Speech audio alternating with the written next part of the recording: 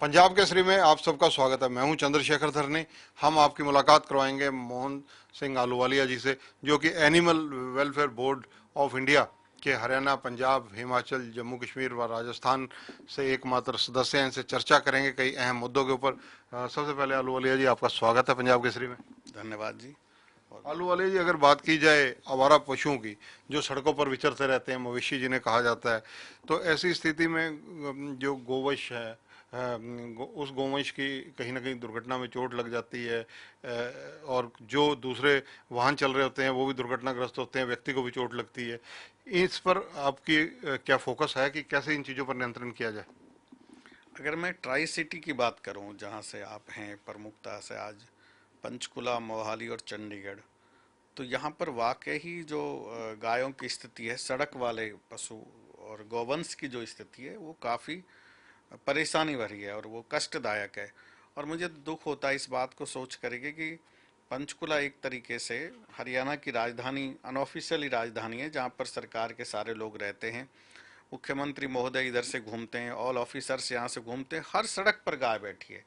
ये जिम्मेदारी किसकी है? ये जिम्मेदारी एनिमल वेलफेयर बोर्ड की तो है ही, परंतु ये जिम्मेदारी सर्वप्रथम डिस्ट्रिक्ट कलेक्टर की है, डीसी पंचकुला की है, एसएसपी पंचकुला की है, म्यूनसिपल कमिश्नर पंचकुला की है। और वो अपनी जिम्मेदारी को क्यों नहीं निभा रहे, मेरी समझ में नहीं आ रही बात। आलूवालिया जी, अगर बात की जाए गौ रक्षा और सुरक्षा की, तो बीजेपी जब से सत्ता में आई है, इनसे ज़्यादा बड़े दावे किसी ने नहीं किए।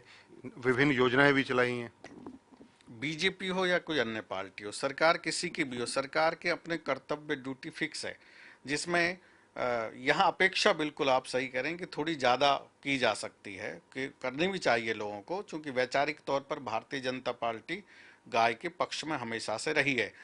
लेकिन अभी जो स्थिति है वो अच्छी नहीं है, या तो ध्यान नहीं जा रहा है, या मुख्यमंत्री महोदय जब भी निकलते होंगे तो उस वक्त गायों को हटा दिया जाता होगा, कुछ तो ऐसा है। और इसके बाद भी यदि ध्यान नहीं है तो ये हरियाणा सरकार की और पंजाब सरकार दोनों के लिए मैं कहूँगा, चूंकि मोहाली में भी ये स्थिति है।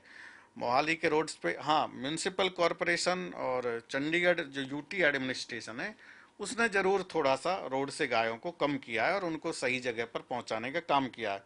लेकिन मोहाली और पंचकुला में वाकई जो गायों की स्थिति है वो सड़क पर है और वो अच्छी नहीं है, और वो किसी भी तरीके से सहन करने के लायक नहीं है। और हमारी सरकार है तो ड्यूटी, कर्तव्य और ज़्यादा बढ़ जाता है कि समुचित प्रबंध गायों का सही जगह पर, आश्रय स्थल पर किया जाए।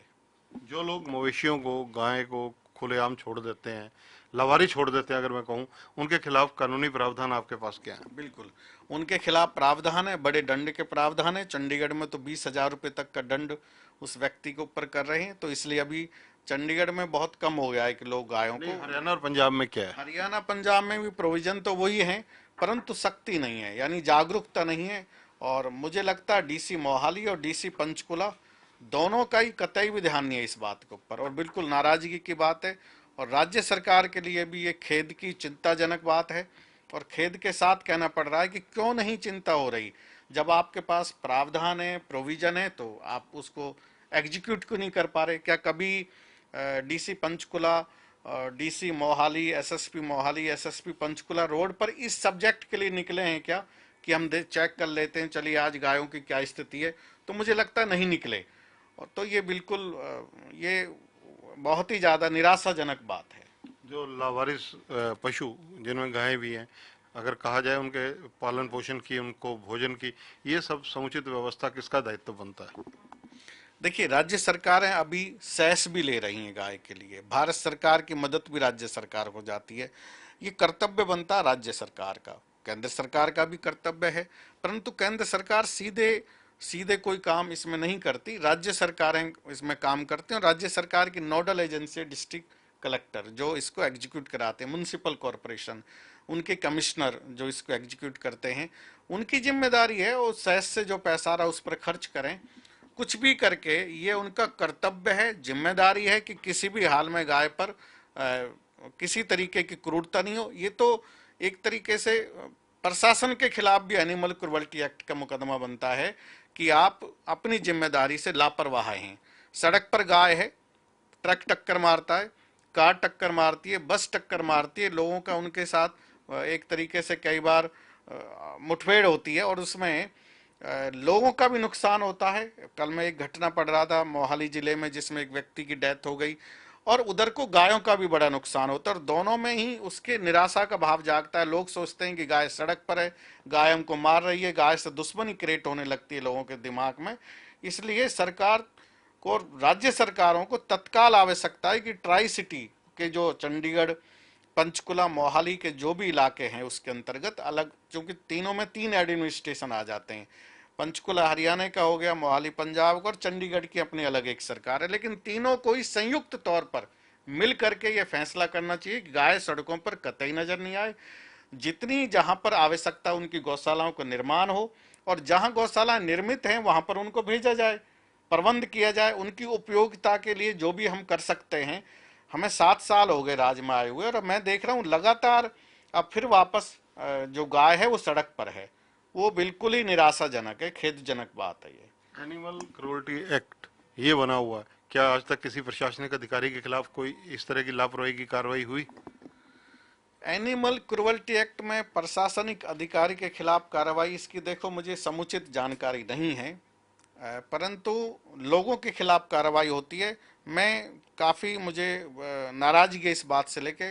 मैं राज्य सरकार को लिखूंगा कि संबंधित जिले के वरिष्ठ अधिकारियों के खिलाफ कार्रवाई सुनिश्चित करी जाए कुछ समय सीमा के अंदर, यदि वो उनको नहीं हटाते। और म्यूनिसिपल कॉरपोरेशन के अधिकारी खास तौर पर, चूंकि उनकी भी जिम्मेदारी उतनी ही है।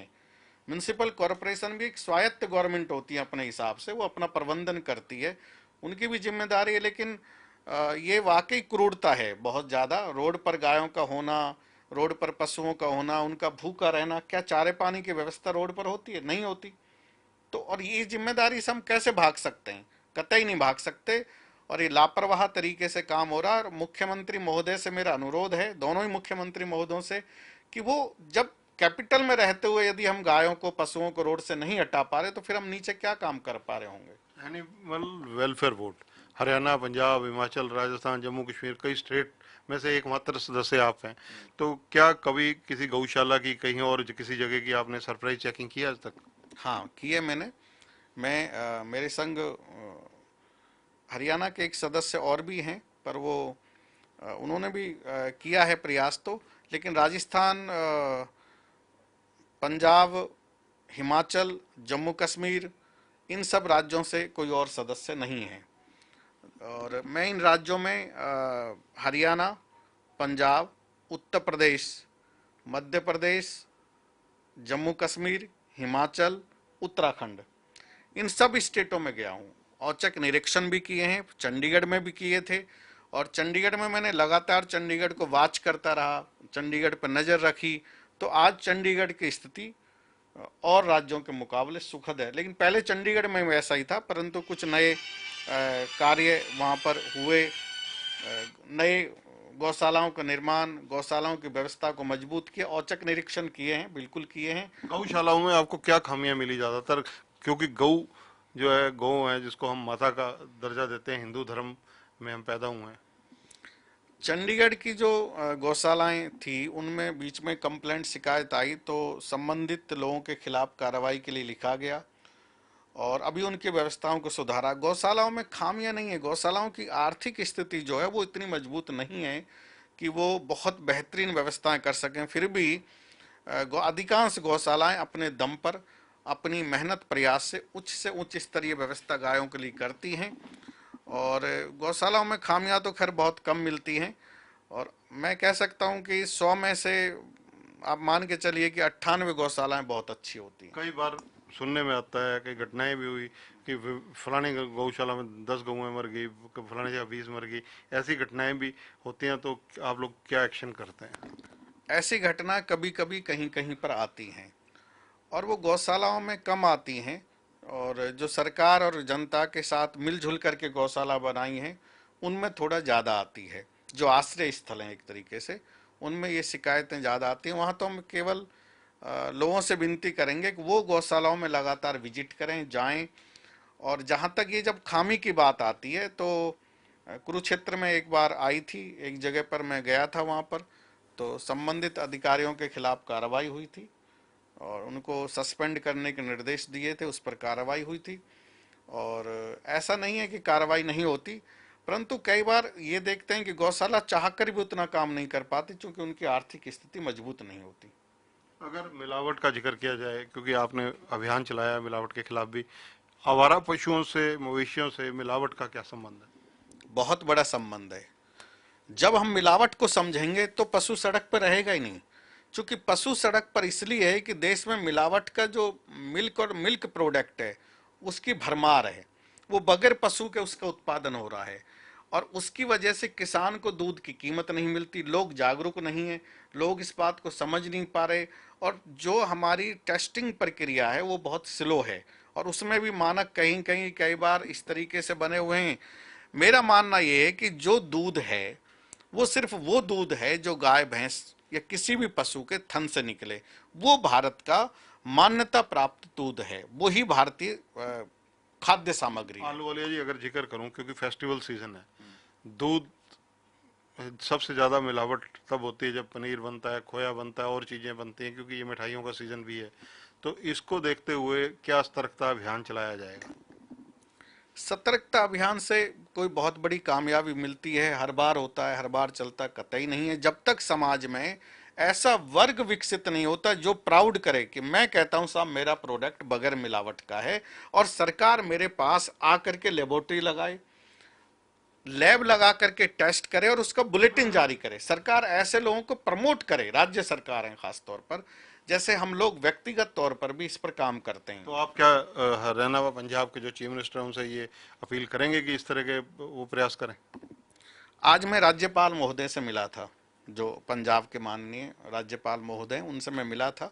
मैंने रिक्वेस्ट उनके साथ की है कि आप इस पर थोड़ा सा इस पर ध्यान लगाने की आवश्यकता है कि जो हमारी नोडल एजेंसी हैं, जो टेस्टिंग एजेंसी हैं, और जो सरकार की अलग अलग और एजेंसी या डिपार्टमेंट बने हुए हैं, वो प्रमोट करें, ऐसे लोगों को स्थापित करें, उनकी सुरक्षा का इंतजाम करें, उनको सुरक्षा प्रदान करें, साथ ही सामाजिक सोशल स्टेटस प्रदान करें, उनका सम्मान करें, जो प्राउड करे इस बात पर कि मैं बगैर मिलावट का प्रोडक्ट देता हूं, और सरकार मेरे उसको रोज मेरे यहाँ आकर के सैंपलिंग करे, उसका बुलेटिन जारी करे।